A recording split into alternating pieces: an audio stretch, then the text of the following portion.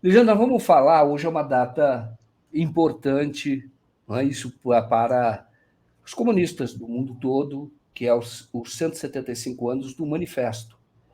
O Manifesto é um texto, eu recomendo que todos leiam, porque é curto, e é de uma síntese, de uma força muito, muito grande.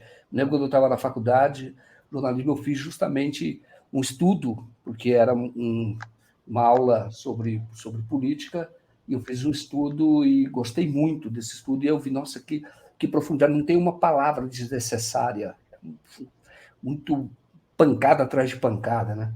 Então eu falo para você, e eu começo com uma pergunta provocativa, né? Se o manifesto está superado, isto é, se hoje é um texto, vamos dizer assim, um texto já superado pelos fatos, já desnecessário. Mas eu passo a palavra a você.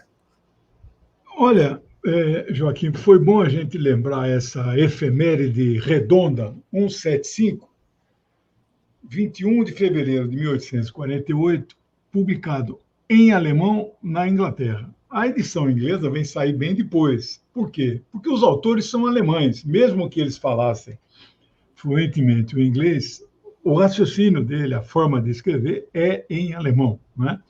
Aliás, todas as obras de Marx e de Engels, as primeiras edições, são sempre na língua mãe, né? Bom, ele é um documento escrito por dois jovens, Marx, 29, e Engels, 27. Eu fico olhando o que é que eu fazia na vida com essa idade, se eu Nossa, teria qualquer capacidade de escrever esse manifesto. É a história do manifesto, que eu não vou contar aqui, porque não vai dar tempo, mas Marx entrou com Engels em 1847, em meados, junho, julho, numa entidade chamada Liga dos Justos, na Inglaterra, que organizava os exilados alemães.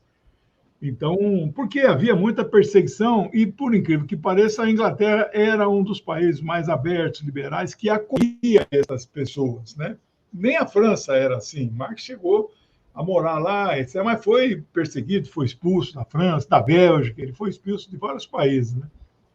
Eles mudam, no Congresso de Julho, eles mudam o nome para Liga dos Comunistas. Então, esse é a primeira, já é o efeito Marx e Engels ali naquele movimento, né?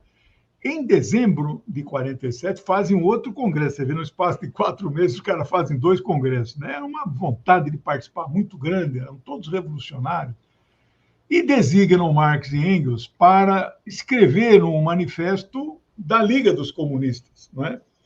Só que é um manifesto do Partido Comunista, coisas que em vida eles nunca fundaram. Por isso que quando nas minhas pregações, eu digo que não dá para ser só marxista, tem que ser leninista junto. Eles nunca fundaram o partido, foi Lenin que fundou e teorizou sobre a organização do partido, né? Bom, então ele é um manifesto, veio a público nas livrarias 21 de fevereiro de 1848. Ele é um documento de análise de conjuntura daquele momento, mas ele tem passagens, muitas, que são eternas, vale para sempre, especialmente aquela que diz a história nada mais é do que a história da luta de classe. Isso não tira a atualidade jamais de um documento como esse, né? Patrícios e plebeus, servos e senhores, proletários e burgueses, a história é a história da luta de classes, né? E o final, o grande finale, né? A última frase do documento é: proletários de todos os países, univos, nada mais tendes a perder do que os grilhões que vos aprisionam, né?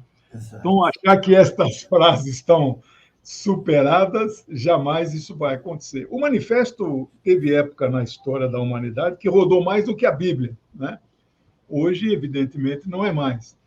Mas é interessante, Joaquim, 1/3 da população da Terra vive sob governos que têm o manifesto como um livro importante. Os outros 2/3 têm organizações partidárias revolucionárias que querem transformar os seus países sob a orientação do pensamento dos autores do manifesto. Então, este é um livro que é um divisor de água na história da humanidade. Ele toca em questões da hipocrisia da sociedade também, rapidamente, quando ele fala da imposição de valores morais, etc., por uma burguesia que adora trair um ao outro. Mas eu acho bem Claro, interessante sem quando dúvida, ele né? toca numa questão que é absolutamente central hoje, que é a hipocrisia, né?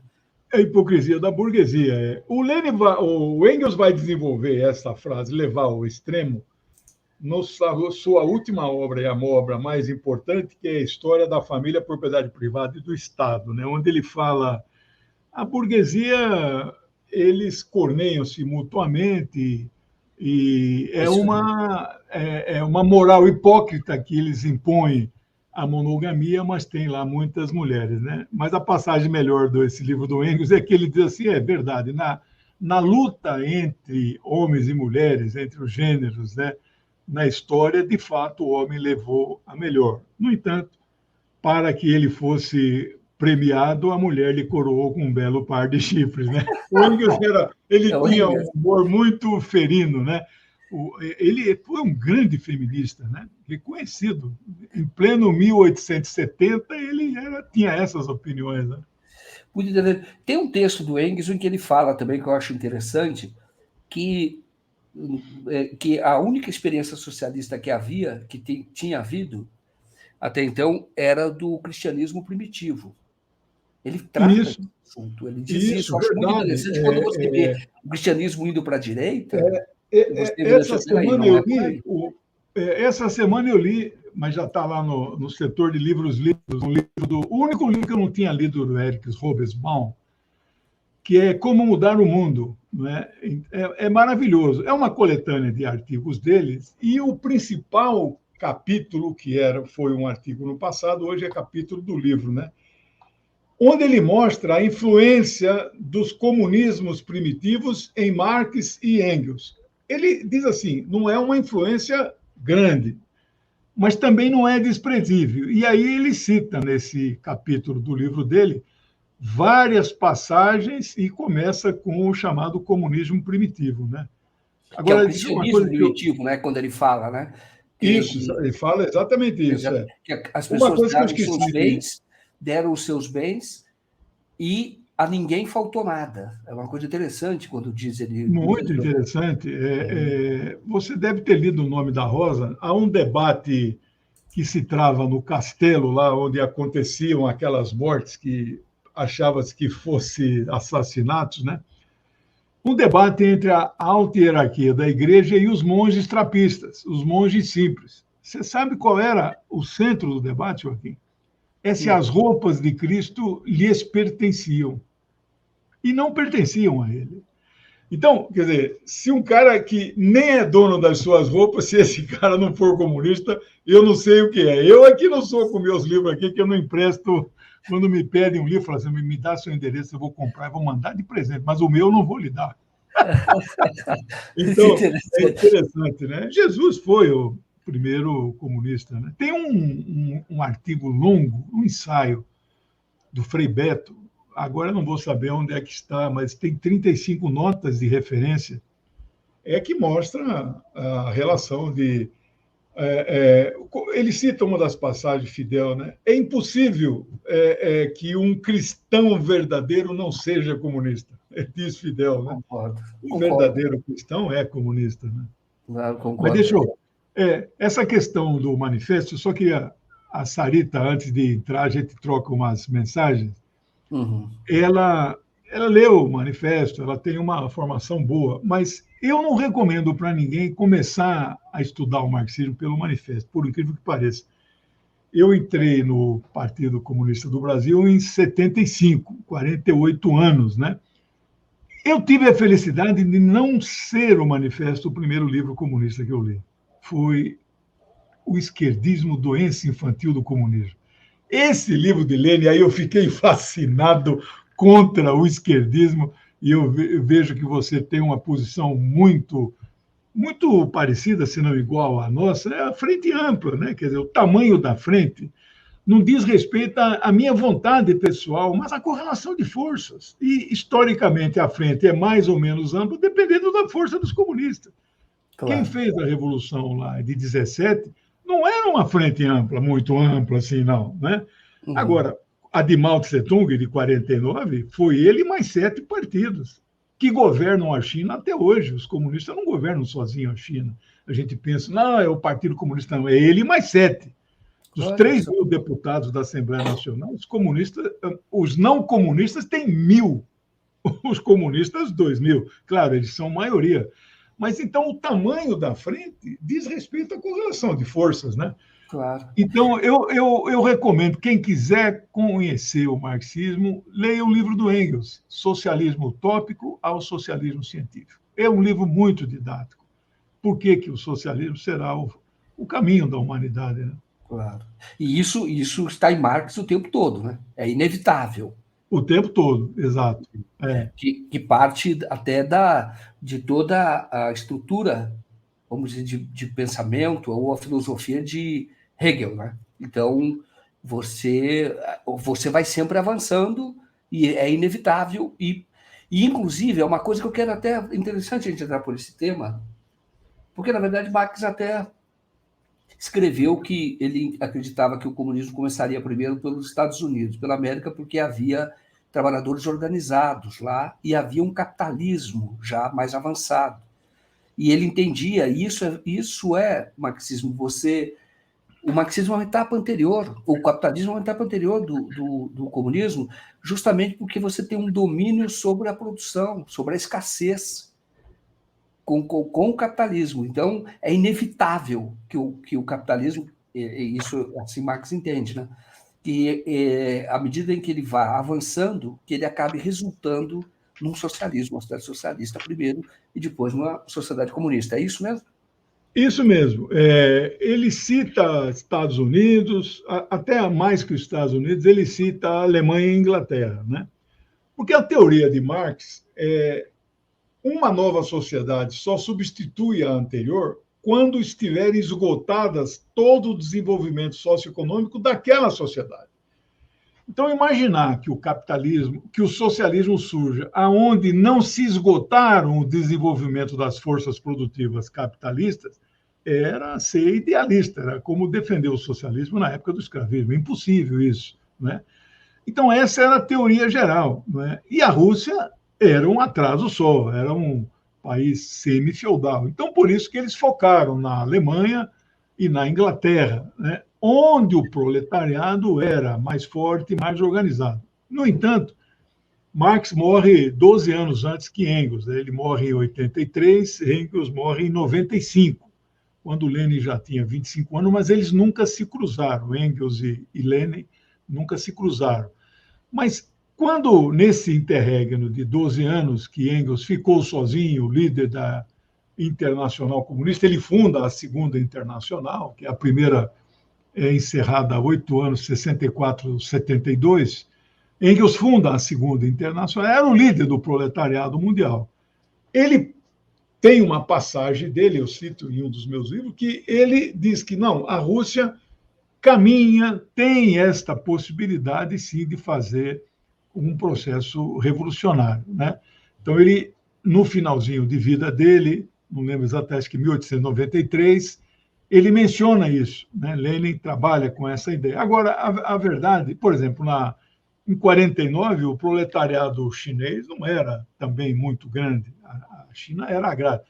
O que importa é o partido do proletariado ter força suficiente e ideologia compatível com o processo revolucionário, isso é o que determina, né? Então, isso aconteceu mesmo na China, sendo um país fortemente campesino, né? A base do partido era camponês, quem dirigia era o proletariado e a ideologia do proletariado, né? Que foi assim com Lenin, foi assim com Mao. Esse que é importante, né? Hoje, o proletariado, estrito sensu, Joaquim, eu estou dando até um curso, quarta-feira, 13ª aula, concepção marxista de proletariado, né? Hoje, o proletariado, estrito sensu, que é aquele operário industrial, ele é minoria no universo do proletariado, porque cresceu o setor de serviços. Então, o proletariado de serviço é muito maior do que o proletário industrial. No entanto, uma transformação revolucionária na sociedade, ela seguramente seria dirigida por esse núcleo do proletariado industrial, que é o coração do sistema capitalista. Mas isso é por enquanto é tudo teoria. Mas você acha que, vamos dizer, a classe dominante ela foi bem sucedida ao trabalhar contra a consciência de classe dos trabalhadores, isto é, quando você fala de serviços, e hoje a ideia do empreendedorismo. Falou, não, você vai chegar lá. Quer dizer, não liga, você não é um trabalhador, você é um empresário, você vai enriquecer, que é uma conversa fiada, a gente sabe disso. Tem um ou outro caso que é a exceção que justifica a regra e ela é sempre apresentada para iludir as pessoas. Ela foi bem sucedida nessa propaganda, né? Foi. Esse curso vai resultar num livro, né, cujo título é o mesmo, né, Concepção Marxista de Proletariado. Eu estou empenhado em identificar quem é proletário. Eu não reúno condições para fazer uma pesquisa para saber o grau de consciência desse proletariado. Aí é uma pesquisa fenomenal, não é? Mas eu tenho hipóteses que só seriam verificadas ou não se a pesquisa fosse feita. Eu acho que a burguesia, como você diz, está sendo vitoriosa. O Marx dizia, a ideologia de uma época é a ideologia da classe que domina política e economicamente aquela época. Então, não temos dúvida que a ideologia dominante é a da burguesia. No entanto, o estágio que nós vivemos hoje de alienação de uma grande parte do proletariado é fenomenal. Talvez nenhuma outra época histórica, a greve de 1917 no Brasil, proporcionalmente, aquela classe operária pequenininha tinha um grau de consciência maior do que proporcionalmente tem hoje. Então, existe uma série de mecanismos, né, que Louis Althusser ele desenvolve o conceito de aparelhos de educação ideológica do Estado, né? Então, estes aparelhos estão em franca atividade, né? Igrejas, escolas, né? Especialmente as particulares, que educa os filhos das elites, né? Os meios de comunicação de massa. Tudo isso entra na consciência do proletariado, que o faz perder, inclusive, de perspectiva, né? Ele vai ser sempre uma classe em si, nunca uma classe para si, né? Mas não podemos perder a esperança, perseverar sempre no processo de transformação, né? Interessante. Eu gostaria muito de avançar nesse tema, mas vamos falar de questões factuais. Gostaria muito. A tua formação, você é filósofo, né? Eu sou sociólogo, filósofo, historiador, economista. Eu sou amador em muitas coisas. A formação mesmo é sociologia. O mestrado é filosofia. E a tua carreira acadêmica você fez onde? Eu fiz na Metodista de Piracicaba. Então, 25 anos, eu nunca consegui ser um professor de universidade pública. Então, não dá para dizer que fiz uma carreira, né? Eu fui aulista durante 25 anos, né? Sempre tive 2, 3 empregos, para a sobrevivência não foi fácil, né? Então, hoje dedico-me aí à arte de escrever livros, né? A pilha dos meus livros aqui já está com 22, já ultrapassou meio metro, né? É uma pilha boa aqui, os livros que eu escrevi na vida. E eu dou cursos, hoje eu ministro cursos, né, pela internet, e tenho o programa nas 3 principais TVs de streaming, né, que é a TOS 47, DCM e TVT, né?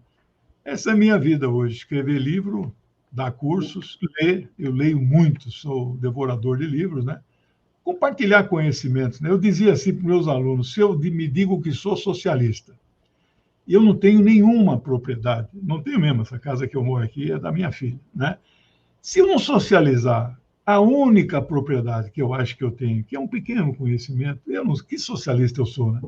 Então, a minha vida é socializar conhecimentos, saberes, né? Esse é o meu destino manifesto. E você encontrou espaço, a Unimep é uma universidade antiga, mas você encontrou espaço, sendo a Unimep do interior, você encontrou espaço para poder sem dúvida. Os estudar metodistas, e divulgar. sem dúvida, são muito liberais. Eu dizia, eu leciono sociologia marxista, eu sou ateu e nunca recebi olha, não vá falar isso, nada, total liberdade. Igual as PUCs, né, metodistas, luteranas, estas universidades as confessionais, elas são mais abertas, né, do que as Unips da vida, FMUs da vida. Esses aí você tem que ter medo para dar aula, né? Nas confessionais nunca aconteceu nada, né? Muito interessante. O Lejane, eu vou perguntar para você agora da notícia da noite, que é o vídeo divulgado pelo Trump, em que ele fala que estamos muito próximos da Segunda Guerra, da Terceira Guerra. Qual é a tua avaliação sobre, eu não sei se você viu o vídeo, leu sobre isso, mas qual é a avaliação que você faz? E depois eu quero entrar na questão da Rússia, da guerra na Ucrânia, mas antes eu quero ouvir essa notícia da noite, a avaliação que você faz do discurso do Trump. Joaquim, uma das perguntas que os alunos faziam recorrentemente, professor, vai ter uma terceira guerra? Eu neguei a vida inteira. Continuo, de certa forma, achando muito improvável que ela aconteça. No entanto, uma potência nuclear que tem mais ogivas que os Estados Unidos, hoje chama-se Federação Russa, que já foi República Soviética Socialista da Rússia, era uma das 15 repúblicas, tem mais ogiva que os Estados Unidos, ela está sendo encurralada. Ela está sendo ali o conflito que se trava, que, aliás, sexta-feira vai fazer um ano, 365 dias, que eles chamam de Operação Militar Especial, eles não usam o termo invasão, não é? Então, a Rússia tem todos os seus argumentos, nós podemos tratar disso, né? Ali não é uma guerra da Rússia contra a Ucrânia, é uma guerra dos Estados Unidos contra a Rússia, usando a Ucrânia como um pretexto, que tem um governo servil, lacaio, títere, corrupto, neonazista, que se propõe a defender os interesses de potências estrangeiras, que é para enfraquecer e até, se possível, derrotar a Rússia, que não vai acontecer, né? Bom, nós vamos falar do discurso do Putin daqui a pouco, mas um dos aspectos do discurso... Do Trump, né? Do Trump, se você não, do Putin, vou chegar no que o Trump falou. Um dos aspectos que chamou a atenção do discurso do Putin, ele suspendeu, ele não saiu do tratado do START 3, é o Tratado de Limitações de Armas Estratégicas Ofensivas, né? É de 2010, era Obama e Medvedev. Era uma época que o Medvedev era presidente e o Putin era primeiro-ministro. Eles se revezaram ali no poder, né? Ele suspendeu a participação da Rússia, vai começar a fazer experimentos nucleares, a disparar ogivas, que nem a Coreia do Norte vem fazendo, não é? Eu não descarto a possibilidade da internacionalização do conflito, que é o maior medo dos Estados Unidos hoje, é a China se colocar claramente ao lado da Rússia. Ela não o fez ainda. Ela só faz isso implicitamente. Ela defende a paz genérica, soberania das nações, né? Mas não tem dúvida. Ontem o Ministério Wang Yi, que é o porta-voz do Ministério das Relações Exteriores chinês, disse claramente, é uma rocha a amizade da China e da Rússia. Então, o que o Biden está fazendo, não é? Ele é o grande responsável por este conflito né, que completa um ano, e aí eu tenho que dar razão ao neofascista Donald Trump. Ele é um neofascista, mas ele não é burro. Se os Estados Unidos continuarem a fazer o que estão fazendo, emparedando a Rússia, eu não tenho dúvida que, sim, poderá acontecer uma Terceira Guerra Mundial. A Europa seria novamente arrastada para um terceiro grande conflito no seu território, não é? Então, eu lamento que isso esteja acontecendo, só tem um culpado nisso, chama-se Joseph Biden. Por quê? Se antes do início dos conflitos Biden viesse a público e dissesse uma frase simples, Ucrânia, se você pedir o ingresso na OTAN, nós vamos vetar. Só isso bastaria, nada teria acontecido. Mas ele não fez. Ao contrário, ele visitou ontem extraordinariamente, foi um relâmpago, foi uma visita de 1 hora. Ele dobrou a aposta na guerra, Joaquim. Não há nenhuma perspectiva hoje, porque ele foi para lá e ofereceu uma quirera, $500 bilhão em armas, para quem já deu 100 bilhões, $500 bilhão é nada. mas ele fez questão de dar estas armas no momento em que ele faz essa viagem meteórica para lá. Então, hoje, eu não vou falar de uma escala de 0 a 10, que é muito comum falar de 0 a 10. Eu diria hoje que nós estamos em número 4 na escala de possibilidades de um conflito internacional, mas crescendo a todo momento. Agora, você vê o discurso do Biden na Polônia. Ele falou, não, nós não queremos destruir a Rússia, não.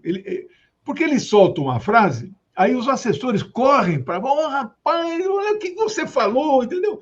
Pode ser até que seja a senilidade dele, né? Mas ele se apressou em negar e tal, que vai emparedar. Mas a linha é de emparedamento e destruição. Se possível, picar a Rússia em 5 pedaços e colocar na principal dos pedaços um agente da CIA, que hoje está preso por corrupção na Rússia, o Navalny, o nome dele, né? É o homem dos Estados Unidos para o lugar de Vladimir Putin, mas que não vai acontecer isso.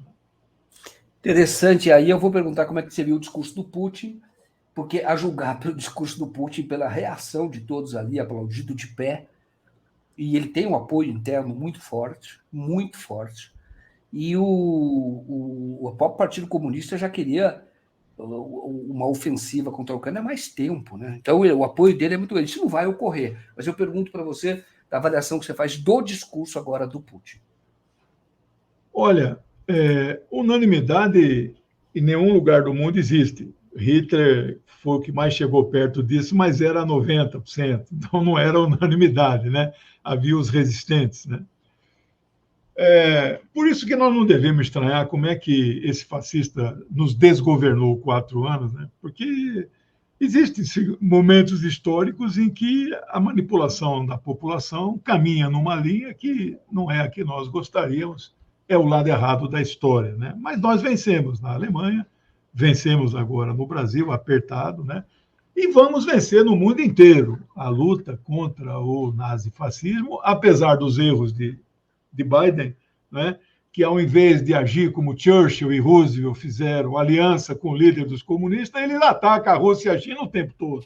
Mas mesmo assim, apesar de Biden, eu acho que existe uma aliança tácita mundial contra o nazifascismo, né? Nós não queremos que... E ele não vai proliferar, não vai vencer em momento nenhum, né? Bom, o discurso do Putin foi maravilhoso. E olha que o Putin já não é mais... Ele foi do partido 16 anos, né? Ele foi da estrutura... Foi um grande hierarca na KGB. Então, ele tem uma formação marxista-leninista. Ninguém joga fora tudo isso que estudou na vida, né? Você viu a plateia que ele discursou. Aquela é a plateia da Duma de Estado, né? É a Câmara dos Deputados dele, e mais centenas de convidados. Ali não é o plenário da Duma, ali é um centro de convenções de Moscou imenso. Ali estava toda a sociedade russa, inclusive o secretário-geral do Partido Comunista da Federação Russa, o Gennady Zyuganov, né? Que é o partido de Lenin. Tem 60 deputados no parlamento e eles apoiam a política externa da Federação Russa. Internamente é outra coisa. Eles fazem oposição ao Putin. Olha só que compreensão avançada, né? Mesmo brigando com o cara, eles entendem que a ação do governo que governa o Estado russo é uma luta correta, uma luta de caráter anti-imperialista e por um mundo multipolar. No discurso do Putin, 1h e 45 minutos, ele não usa o termo multipolar, mas não precisa, né? Então, ele deixa claro que aquela batalha, isso nós falamos desde 24 de fevereiro do ano passado, ali se trava uma batalha pela consolidação, ou não, do mundo multipolar. Porque o mundo é multipolar. Isso não é um consenso na esquerda, existem parcelas da esquerda que dizem que não, é ainda a transição, etc. Eu e outros companheiros, não, a transição já se concluiu. Mas é uma multipolaridade frágil. Se a Rússia perde, o que não vai acontecer, se a Rússia perde essa guerra, nós damos um salto atrás e vamos lá para 1991, quando o mundo passou a ser unipolar. e a China ficará sozinha no mundo. Mas não vai acontecer, mesmo com este movimento que o Lula tem feito, né? Você viu, o chanceler, que é da linha do Celso Amorim, deu uma entrevista para a Veja e disse: finalmente o Brasil desceu do muro na questão da Ucrânia, mas desceu do lado errado, né? Mas nós não estamos realçando essa questão, né, para não fazer uma demarcação de campo com o presidente Lula. Porque em diplomacia, você vê, o documento que eles exararam lá em Washington, por pressão dos Estados Unidos, aparece a palavra, o verbo, né, condenar, né, no caso, a invasão, e é um outro verbo assim, foi ruim para a Rússia, foi ruim para nós que defendemos. Eu não estou defendendo o Putin, eu não estou defendendo a Rússia, estou defendendo o direito daquele povo, daquela região, do Donbas, ter sua autonomia, etc., etc., e nós podemos ver isso daqui a pouco, que faz parte do discurso dele também, né? Então, a questão da multipolaridade hoje é a questão principal.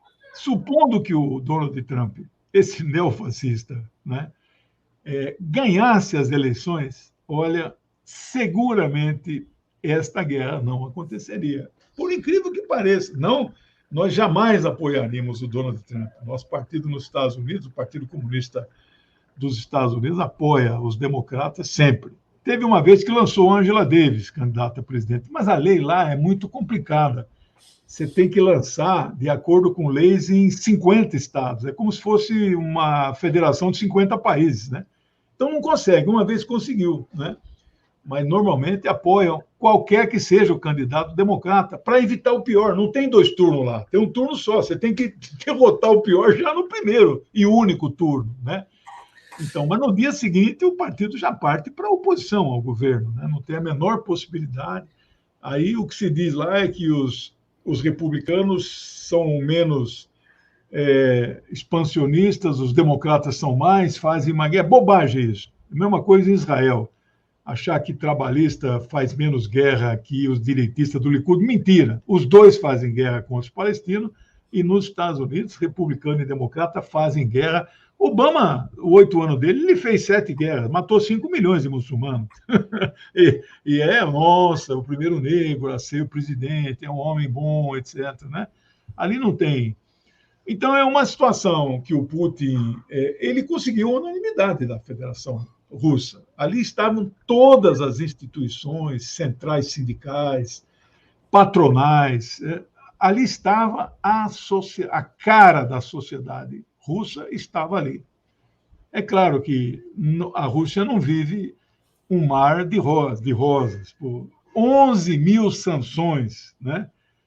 Eram 4 mil quando começou a guerra, agora pulou para 11. 7 mil sanções em um ano, excluída do único sistema de transferência instantânea eletrônica de fundos, o chamado SWIFT, fundado em 72, quando não tinha internet. Então, era uma transferência por telefonia, né? O T no final é telecommunication, da sigla em inglês, né?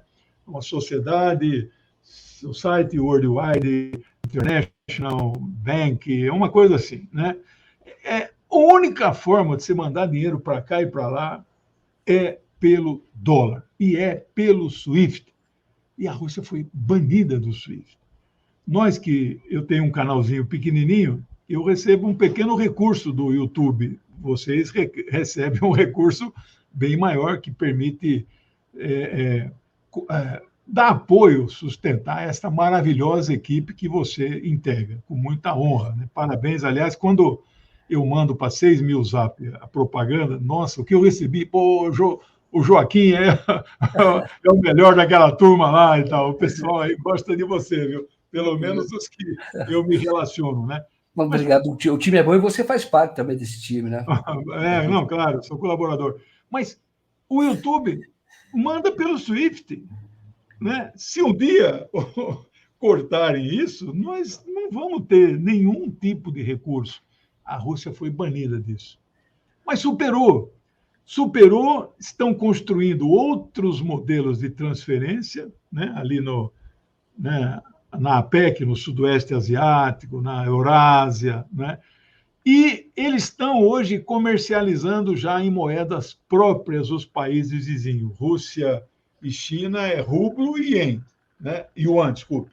Eles aceitam já as moedas locais, né? Então, é uma economia que vive em dificuldade. O Banco Central está proibido de divulgar números macroeconômicos, porque é uma situação de guerra, né? Tudo ali é importante, tudo ali é nevrálgico, tudo ali é muito delicado, né? Mas cresceu quase 0,5% ano passado, com todas as sanções e com todos os. Esse ano vai crescer de 1,5% a 2%. Isso é a estimativa do Banco Mundial. Então, apesar de tudo, e a China está tendo um protagonismo. A China está suprindo tudo que a Rússia não pode importar e está comprando da Rússia tudo aquilo que ela deixou de vender pelas sanções. Agora, o resultado deste conflito vai arrastar a Europa para um buraco sem fundo. Inflação mais alta dos últimos 40 anos e desemprego, uma dificuldade imensa. Mas eles são subservientes aos Estados Unidos, então eles estão se subordinando e estão arrastando o continente inteiro para o buraco, né? Tá certo. Professor, agora, quando fala que o Brasil, o chanceler, o Brasil desceu do muro, na verdade, eu acho que ainda é um esforço retórico que o Brasil está fazendo, que é muito difícil, a posição do Brasil não é de hoje. E eu entendo, tenho uma compreensão que o Lula sabe o processo, só que ele é pragmático. Ele sabe da responsabilidade que o Brasil tem e sabe da responsabilidade que ele tem com os brasileiros.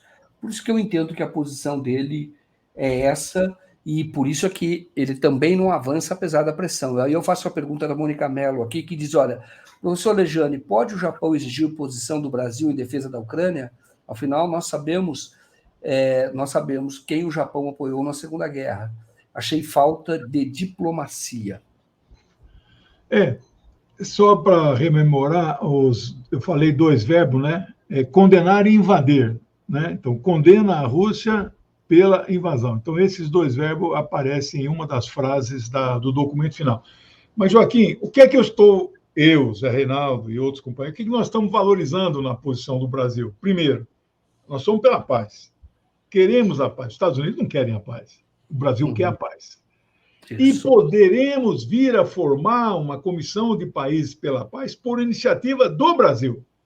Eles não vão dar um mérito diretamente para o Lula, porque outros países, né, centrais não vão permitir que seja o Lula que... Lembra quando o Erdogan, Lula e o Ahmadinejad levantaram o braço em 2010, assinaram um acordo, o Obama falou assim, acordo não vale. Não vale. Acordo que eu não estou, não vale. 2015, 5 anos depois, o mesmo acordo, o mesmo conteúdo, o mesmo índice de enriquecimento do urânio, mas aí tinha os Estados Unidos e o Brasil não estava. Eram os 5 do Conselho de Segurança, né? Então, vai formar essa comissão. A paz está crescendo a bandeira da paz, mas os Estados Unidos dobraram a aposta na guerra. A União Europeia dobra a aposta na guerra e vai arrastar o continente para o buraco. Agora, essa pergunta, eu estou surpreso com o Japão. O Japão foi desmilitarizado em 1945 com a rendição igual à Alemanha, né? Mas hoje tem um exército marinho, uma aeronáutica impressionante. Eles querem ali fazer junto com a Austrália. Ali tem o acordo chamado AUKUS, né? Que é uma OTAN, né, da região do Indo-Pacífico, né? Para que isso? Para enfrentar a China. Mais dia, menos dia, os planificadores da Secretaria de Defesa dos Estados Unidos, que é o equivalente ao Ministério, eles trabalham com uma guerra ali no Pacífico, né? Envolvendo a volta de Taiwan para o continente, etc., né? E o Japão entra nesse... Japão, Coreia do Sul, né? Austrália, a Nova Zelândia. Então, esses países, eles têm... Agora, aí o Japão entrou fazendo um apelo para que o Brasil se somasse as potências aí do lado da Ucrânia, mas não vai acontecer isso, porque o segundo aspecto, o que se chama de pragmatismo do governo Lula, além de defender a paz, foi pedido ao Lula enviar armas e munições. Não, não vou enviar absolutamente nada. A minha guerra é contra a fome e contra a pobreza. Então, eu prefiro trabalhar com estes aspectos do posicionamento do Lula, do Brasil, do Ministério das Relações Exteriores, e não pegar essa frase aí nesse documento que eu não achei positivo. É isso. Concordo, e até lembrar que se tivesse agradado tanto assim os Estados Unidos, a Vitória Nuland não teria dito alguns dias depois que o Brasil tem que calçar o sapato da Ucrânia. Ali foi uma pressão direta. E hoje o Trump cita a Vitória Nuland. Vitória Nuland participou do golpe de 2014. Ela estava lá, ela participou, ela depois orienta quem vai ser ministro, quem não vai ser ministro, está no documentário do Oliver Stone. E do governo democrata na época, que era o governo do Biden. E hoje o Trump está usando isso, está lembrando da participação deles da Vitória Nuland, que era a participação do governo americano no golpe. Né? O que eu penso, concordo com você, valorizando o outro aspecto da nota, mas naquilo que é concreto, o Brasil falou, não é, a guerra nossa não é contra a Rússia. Aí, ao mesmo tempo, diz, não, mas também não somos indiferentes, vamos batalhar pela paz. E eu acho que é interessante essa posição, não é... É muito difícil ter uma outra posição, e eu acho que até o Putin compreende, viu? Porque teve agora a tragédia eleitoral, ele mandou mensagem para o Lula, já se solidarizando, manifestando ali o manifesto de luto, né, pelas mortes aqui na tragédia de São Sebastião. Joaquim, deixa eu só te falar uma coisinha. O Lula pôs um Twitter, não, eu sou a favor da paz, uma comissão de país para negociar a paz. Tá. Embaixo, respondendo ao Twitter dele, ninguém menos que o presidente da França, Emmanuel Macron, escreveu assim, estamos juntos, presidente. Rapaz, ele desalinhou, inclusive, do Biden, neste ponto. O discurso do Macron na Conferência de Segurança Europeia, que excluíram a Rússia, o discurso dele foi desastroso. Mas veja, é isso, todo mundo tem, né, os governantes, eles estão em disputa, eles têm posições contraditórias, sofrem pressão de dois lados.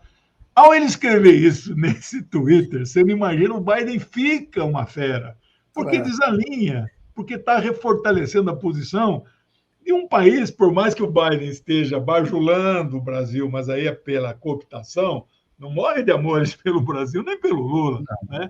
Mas ele quer sob influência dele. E o Biden deve ter ficado, aquele canalha do Macron, olha o que ele escreveu aqui e tal, né? Eu achei isso fenomenal, uma boa sacada. Né? Sim, e o que o Lula provocou, né? O Lula é aquele jeito do Lula, ele está jogando foco para outra questão. Eu não vou falar de guerra e não vou participar de guerra, eu quero paz. Não, exato. Ele é muito bom nisso, ele tem uma habilidade muito grande de jogar foco num outro aspecto do mesmo problema. Então, eu acho muito interessante e interessante também a tua posição, que nós falamos, passamos uma live no calor da guerra naquela ocasião, e eu dizia que essa guerra era inevitável. Quer dizer, pelo que a gente percebia, nós percebemos o que você falou, uma palavra do Biden, um compromisso do Biden, e a OTAN, pelo contrário, dizendo, não, a Ucrânia vai instalar se quiser, dizendo pelo contrário. E o Biden fez uma reunião com o Putin antes e disse depois, não, vai para a guerra. Porque, no fundo, ele sabia, ele criou as condições, não deu outra alternativa para o Putin. Eu sempre vi assim. Não tinha, naquela ocasião era simples. Olha, que a OTAN dizia o contrário. Ela fez uma reunião falando, não, a Ucrânia tem soberania. Se quiser, nós vamos avaliar, vamos estudar, etc. Mas a decisão é da Ucrânia. Eu entendo o que você falou, mas acho que foi... Aí a gente tem que entender que normalmente esses caras não perdem. Eles não previam a força da Rússia, porque, como você diz, a ideia talvez fosse até picotear a Rússia ali, dividir a Rússia. Porque, de certa forma, a Ucrânia tem uma relação muito forte com a Rússia, e até uma relação meio de uma parte odeia e tem uma parte que ama. E isso é a parte da Ucrânia. Então, começaram ali as hostilidades contra a Rússia. Mas será que eles não perceberam, pela história, eles não entendem que a Rússia tem uma história muito antiga, de um povo realmente de guerra, e que não ia se render. E, obviamente que não, e as hostilidades eram incentivadas. Agora nós vemos que tinha laboratório de armas químicas, que era patrocinado pelos Estados Unidos, financiado pelos Estados Unidos, nós sabemos já. A própria Vitória Nuland não negou, porque se negasse na Câmara, ela poderia ser presa até. Ela não negou, não podia negar. E nós sabemos de todas as manifestações de grupos neonazistas que estimulavam até crianças para odiar a Rússia. Então, você percebia que ia acontecer mesmo, era inevitável. E depois um massacre e a hostilidade contra as repúblicas de Donbás, né? Então, iria acontecer mais cedo ou mais tarde, a gente previa isso, né?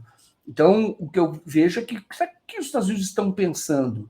Porque o que eles querem? É isso que eu vejo. Será que eles querem testar armas? Será que tem a indústria de armas ali? Eles querem ver efetivamente o poder bélico da Rússia? Qual seria a estratégia? Porque, em geral, eles não perdem, eles não entram numa fria, vamos chamar. Já entraram em muitas, mas eles sabem a porta de saída, né? Os Estados Unidos ganham com qualquer guerra, eles nunca perdem, né? Os povos perdem, os países que eles agridem perdem, eles nunca perdem, né? Essas armas que eles mandam para a Ucrânia não são doadas. Algumas são, por incrível que pareça, emprestadas, outras financiadas, outras doadas a fundo perdido, mas uma grande parte dessas armas não chega na Ucrânia.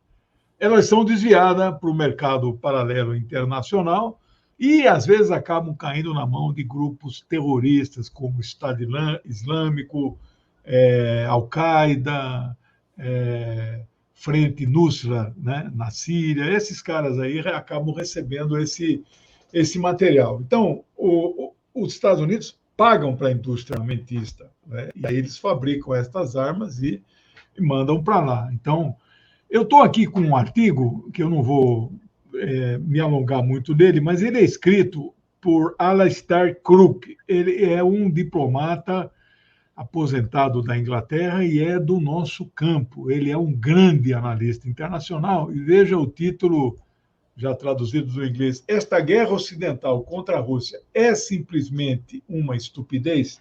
Ele pergunta, e ele responde: não é uma estupidez. Há uma lógica por detrás desta guerra, que é ganhar dinheiro, quebrar a Europa. A Alemanha está pagando gás 5 vezes mais caro que a Rússia vendia. Se a Merkel disputasse o 5º mandato, esta guerra não aconteceria. Se a Marine Le Pen ganhasse na França, esta guerra não aconteceria.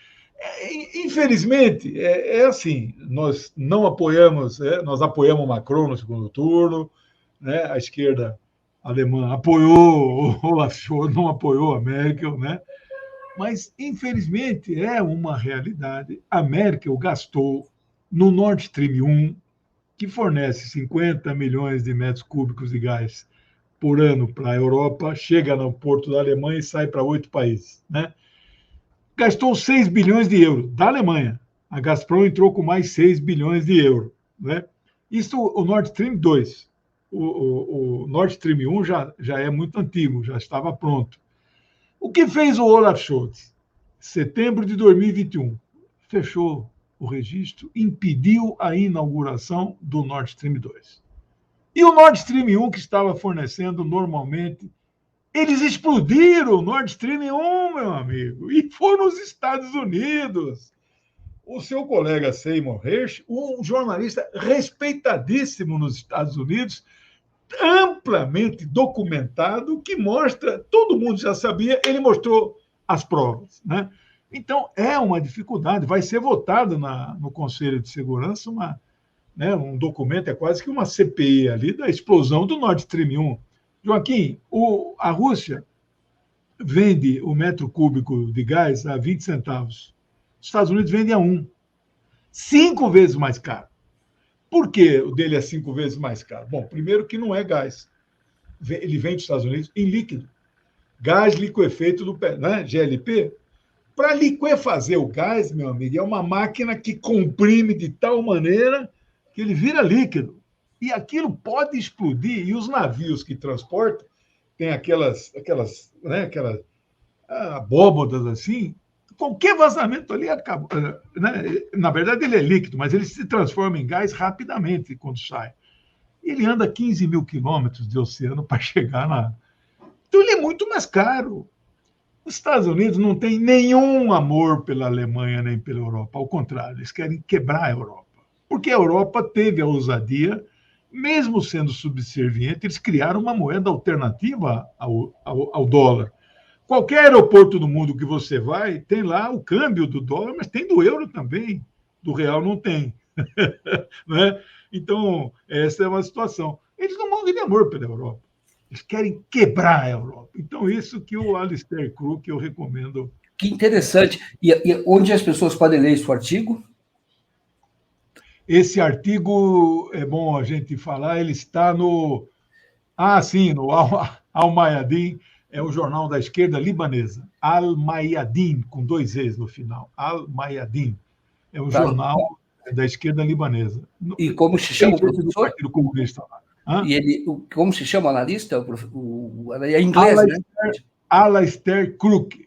Alistair é o nome que o pai põe esse nome num filho. Ele é um cara que tem um viés revolucionário por um movimento lá no século XVI contra a monarquia. Então, ele já nasceu num berço provavelmente progressista, o Alistair. Muito bom, muito bom. Alexandre, muito boa a nossa conversa. Eu vou chamar aqui a Sara para a gente encerrar. Mas muito bom mesmo. Eu podia passar aqui de vez em quando para a gente bater papo, uma vez por mês, que eu acho muito interessante. Você acabou de lançar um livro, né? O teu livro, como é que as pessoas têm acesso? Que você Lancei. Atualidades da luta anti-imperialista. Eu lancei em São Paulo, no dia 10, tinha 80 pessoas, vendeu bem. Lancei em Campo Grande, dia 15, vendeu pra caramba, viu? Deu para eu pagar umas dívidas aí. Muito bom. Ótimo. É um livro de 640 páginas, 43, minha esposa trazendo aqui, 43 capítulos, onde eu trato de todos os problemas no mundo, só não tem capítulo sobre a Oceania e a Austrália, tudo o resto tem. Esse é o tipo de livro que a pessoa compra, mas não é para ler inteiro. Você tem que ler o índice e ver o que é que você se identifica, né? Eu, por obrigação, dever de ofício, tenho que dominar todos esses assuntos. Mas não é todo mundo que gosta de todos esses assuntos, né? É isso. Claro. Foi muito bom. E a Sara colocou o endereço para... Eu vi, ela colocou aqui. A editora, inclusive, é do professor Legene Mihan, a parte editora. Tá ótimo. É só procurar no Google a parte com 2 P's, só tem essa. Eu tive que botar o 2P para poder... O domínio já tinha a parte de não sei o quê, então eu botei eu dobrei o P.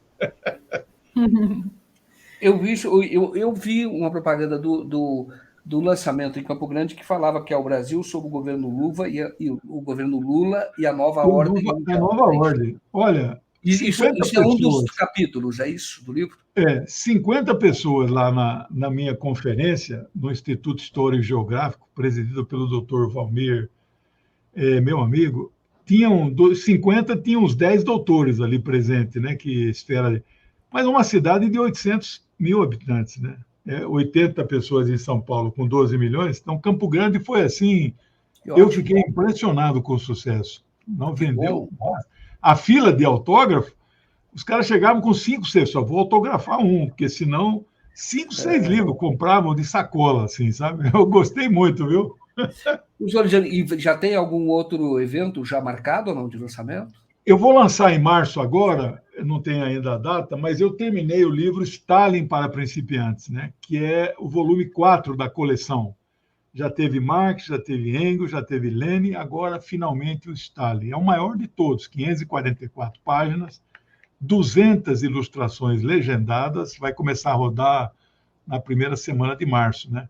Já consegui levantar o recurso, fiz um Catarse, fiz pré-venda, então já tenho um dinheirinho aí para rodar.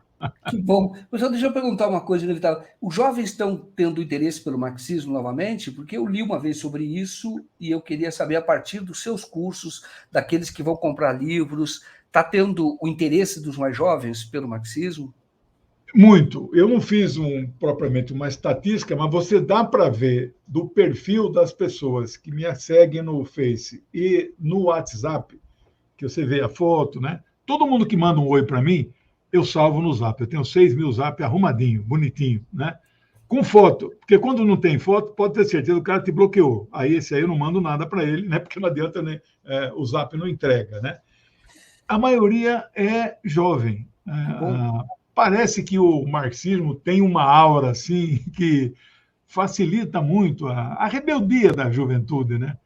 Aliás, o exemplo de vida de Marx e Engels, né? Uma amizade de 40 anos impressionante. Dois jovens revolucionários verdadeiros. Quando o Engels escreveu a situação da classe trabalhadora, que no original não é classe trabalhadora, é classe operária, mas a tradução erraram, né? Eu tenho uma polêmica com quem usa classe trabalhadora, eu só uso proletariado, né? Mas isso é outro assunto. Quando ele escreveu esse livro, tinha 24 anos. Né? Quando ele conhece Marx, ele faz uma poesia. Marx já era famoso na Europa inteira, 24, 25 anos. Então, é assim, é uma relação. Eles se encontram em Paris, em 1844. Era de passagem o encontro. Ambos estavam indo por rotas diferentes para Londres. Né? O Engels decide ficar 10 dias em Paris. Eles ficam conversando de manhã, de tarde e de noite. E tomando, evidentemente, uma, porque ninguém é de ferro, fumando um charutinho. Olha, meu amigo, paixão assim. É impressionante essa amizade, viu? E ele faz uma poesia dedicada a Marx, é isso? Uma poesia dedicada a Marx. Como ele era um gigante, né? Um gigante na Europa. Né? Eu publiquei essa poesia. Não sei se nós estamos com o tempo aí, eu posso até, se vocês quiserem, eu posso ler. Mas é longa, se for, é só por causa do tempo. Não é. Aqui é só uma questão de achar, né? Vocês têm superchat para ler aí? Não. Tem sim. Superchat. O Carlos Tinoco fala assim, boa noite, Legiane e Joaquim, muito conhecimento. O pessoal pedindo o Legiane, olha, confundi, o Legiane fixo aqui. O Romeu está com uma provocação, viu? Ele fala assim, o professor, o senhor se arrepende de ter apoiado o Biden? Não, os comunistas não se arrependem de ter apoiado o Biden, não. São oposição ao Biden nos Estados Unidos. E ele respondeu jamais apoiaríamos o sempre Trump. Apoia os democratas, mas no dia seguinte já é... Oposição. Do ponto de vista interno dos Estados Unidos, Davis, né? Do ponto de vista interno dos Estados Unidos, o Biden está tomando medidas positivas. O Biden são dois Biden. Porque o presidente dos Estados Unidos tem dois papéis: presidente de um país e chefe de um império. Esses papéis, né, isso é uma coisa de sociologia, papel social. Tem um papel de pai, agora já tem um papel de avô, papel de professor. São papéis sociais. Ele tem um papel de chefe de império. Então, ele tem que cumprir esse papel, que chefia 750 bases militares, quer subjugar o mundo. Internamente, ele está tomando medidas positivas. Né? Então, é uma contradição. É o que nós vivemos lá na Rússia, os comunistas. Né? Faz oposição ao Putin internamente, porque ele tem posições conservadoras. Alguém no chat aqui falou, e a questão de LGBT. O discurso final dele, ele pega nesse negócio da família, critica o Ocidente, que estimula até a pedofilia, ele se embrenha um pouco por esse lado, né? Ele tem uma aliança tática com a Igreja Ortodoxa Russa, que é a maior de todas as ortodoxas. O patriarca estava na primeira fila lá, assistindo. E o apoia toda... E o russo, ele é conservador, né? O russo é conservador, né? Olha, eu achei a poesia. Se tiver tempo, eu dou uma lida rápida aqui, ó. Tá. Quem vem a seguir com o rebelde impietuosidade?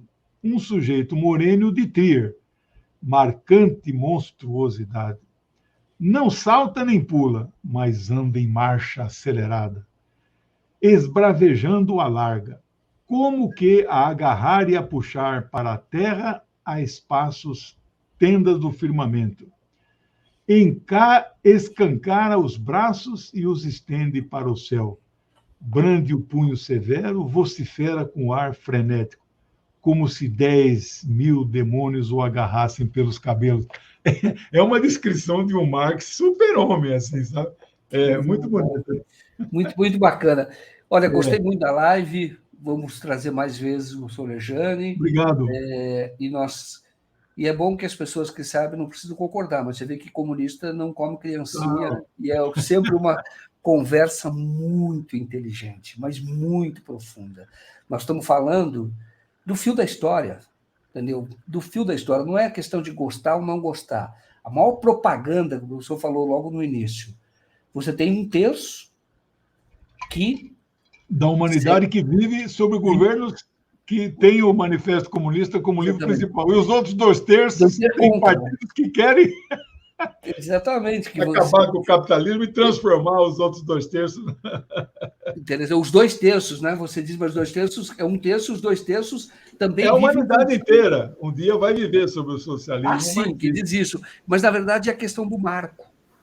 Toda discussão se dá em torno disso. É que muda nomes. Mas toda discussão é a luta de classes. Isso existe eternamente, não adianta. Então, você tem claro que toda luta é para estabelecer uma sociedade em que não haja classes. Isso. Essa é a luta. Isso é a luta. E essa luta é absolutamente... Ela é filosófica, mas ela é aplicada. O marxismo aplica. Essa é a diferença. Mas o que nós estamos falando, e ainda quando diz apoia o Biden, sim, porque entende qual é a necessidade da correlação de forças. Não é uma coisa mimada. Será assim porque eu quero que seja assim. Tem um processo histórico, entendeu? Aí que eu chamo o seguinte, quando as pessoas dizem, não, tem que ser desse jeito, porque tem uma correlação de forças. A luta é que vai levar a isso. Eu acho muito interessante quando se faz essa conversa com pessoas inteligentes que têm conhecimento sobre, para a gente destrinchar um pouco a luta de classe, porque a gente vai ver que está aplicado em todas as nossas áreas da vida. Na moral, em todas as áreas, você vê que por trás dela você tem a questão da luta de classes. Muito obrigado, viu, professor? Eu que agradeço. Um abração para vocês aí. Boa semana. Tchau. Valeu, professor. Tchau, tchau. Tchau.